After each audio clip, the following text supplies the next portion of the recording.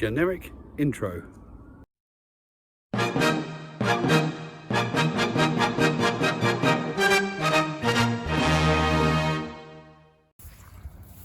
So, Storm Ciaran has been battering us for a couple of days.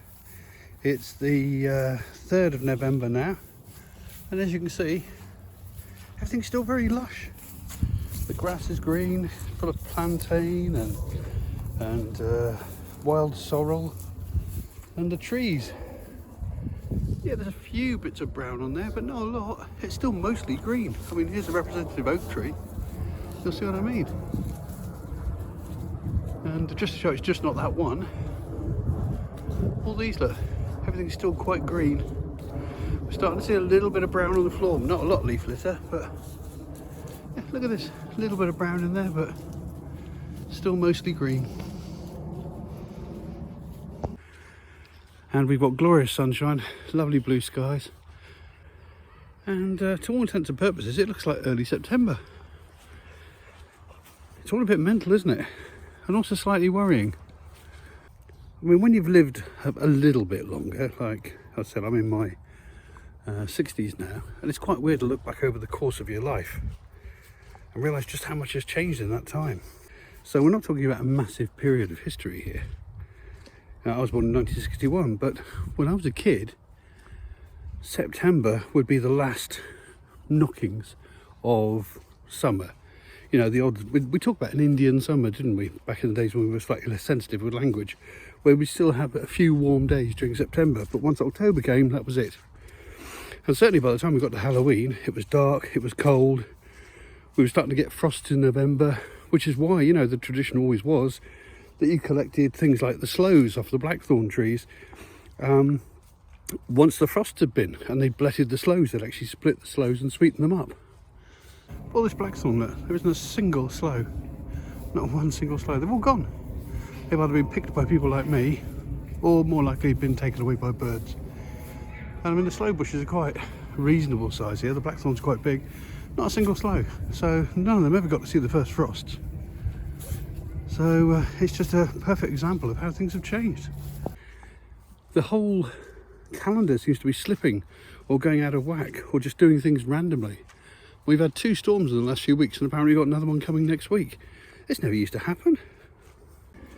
I mean, anyone who says that global warming isn't a thing, that climate change isn't a thing, where the hell are they getting their evidence from? Because it's quite clear from satellite photographs how much the ice caps have shrunk. It's quite clear from the rise in sea levels how much more water there is going into the sea. I mean, certain countries are going to disappear. Some of these low-lying island countries like Tuvalu and the Maldives, they're going to go. And, you know, even if they do accept that the climate is changing, they're still, oh, well, it can't be humans. Well, what else is it then? It's no good just standing there and saying humans aren't responsible. You know, there must be a reason why. So what are your reasons why? The problem is we're living in an age of internet experts. We're living in an age when people don't look at the evidence, where they don't propose alternative theories. They just go with something they've seen on YouTube and believe it to be true. There are more people who now believe the earth is flat than at any time in human history. I mean, this is when we got the whole of the world's data available to us to study. It's absolutely mad, but I don't know what the answer is. I'll tell you what, let's cheer ourselves up with a fungal forage. Oh, these are gorgeous. I've got to zoom on these tiny, tiny little mushrooms here growing on a bramble. Aren't they gorgeous? Oh, we've got a little cluster here, what looks like young parasols to me. Yes, indeed, that's what they look like to me. And there's another one just over there, slightly more developed. There we are. There. More, I think it's honey fungus. Loads of it here on this log. And then down here, some teeny, my God, that's some thorns, isn't it? That's a dog rose if ever I saw one. Down here, there's some really tiny, teeny ones here, look, on a log, on a little log, on a little stick down here. I wish he was a truffle hound, but he's not. But he always smells the mushrooms. There's a couple more young parasols growing down here, look. And here we've got some wood ears. These strange jelly-like fungus. They feed on the rotting wood. Oh, we're finding quite a few today. Here we have a slightly more developed and somewhat nibbled parasol. Here we are. There's a sort of purpley one down here, which I suspect is an amethyst deceiver. Lovely name, isn't it? There's the remains of a withered puffball here. Has he got any spores left in him?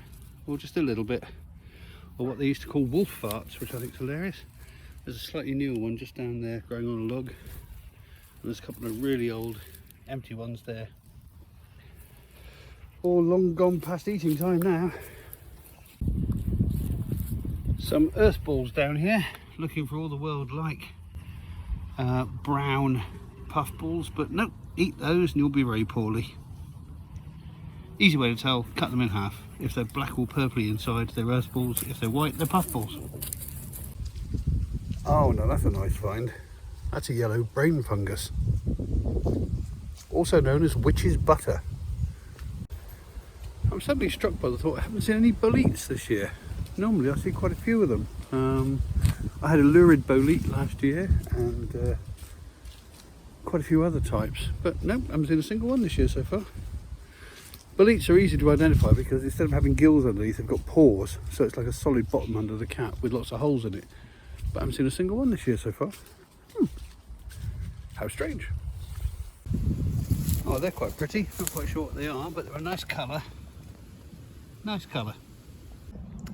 Here we have an oak tree, and down on the floor and everywhere, all around it, these are oak milk caps.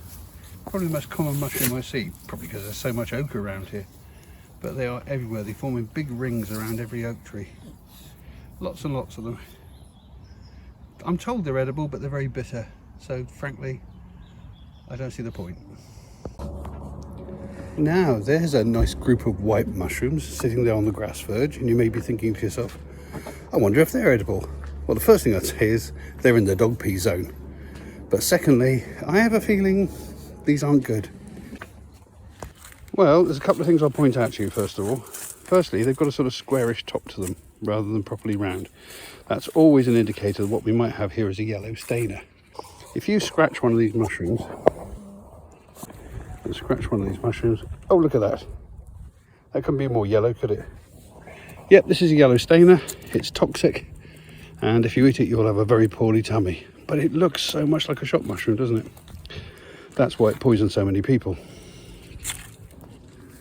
So there we go, not a terribly exciting forage, but we've seen a few interesting species. And it was nice to see the brain jelly. I haven't seen one of those for a long time.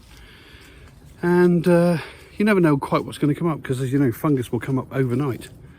And I always find it very strange actually, what we're looking at here is the reproductive organs of the actual creature which lives under the ground. So yeah, basically they're flashing us.